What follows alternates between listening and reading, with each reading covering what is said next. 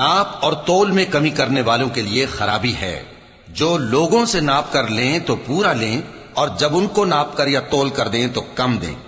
क्या ये लोग ये नहीं ख्याल करते कि उठाए भी जाएंगे? यानी एक बड़े सख्त दिन में, जिस दिन तमाम लोग रब्बुल आलमीन के सामने खड़े होंगे। सुन रखो कि बदकारों के आमाल नामे सिज्जीन में होंगे। और तुम क्या जानते हो कि सिज्जीन क्या चीज है? एक दफ्तर है लिखा हुआ, उस दिन झुटलाने वालों के लिए खराबी है। यानी जो इंसाफ के दिन को झुटलाती हैं, और उसको झुटलाता वही है जो हद से निकल जाने वाला गुनाहगार है।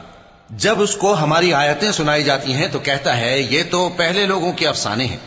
हरगिज नहीं, बात यह है कि ये जो आमाले बद करते हैं उनका इनके दिलों पर जंग बैठ गया है।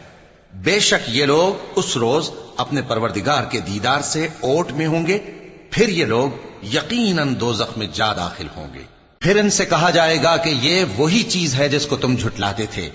ये भी सुन रखो कि नेकूकारों के अमाल नामे इल्लीयीन में होंगे। तुमको क्या मालूम कि इल्लीयीन क्या चीज है? एक दफ्तर है लिखा हुआ जिसके पास मुकर्रब फरिश्ते हाजिर होती हैं। बेशक नेक लोग नेमतों में होंगे, तख्तों पर बैठे हुए नजारे करेंगे। तुम उनके चेहरों ही से नेमत की ताजगी मालूम कर लोगे। उनको शराब खालिस सर बमुहर पिलाई जाएगी, जिसकी मुहर मुश्क की होगी।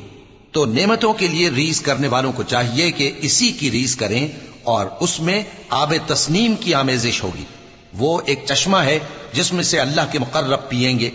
जो गुनाहगार यानी कुफ्फार हैं, वो दुनिया में मोमिनों से हंसी किया करते थे, और जब उनके पास से गुजरते तो हिकारत से इशारे करते, और जब अपने घर को लौटते तो इतराते हुए लौटते, और जब उनको यानी मोमिनों को देखते तो कहते कि ये तो गुमराह हैं। हालांकि वो यानी काफिर उन पर निगरां बनाकर नहीं भेजे गए थे। तो आज मोमिन काफिरों से हंसी करेंगे कि मसनदों पर बैठे हुए उनका हाल देख रहे होंगे।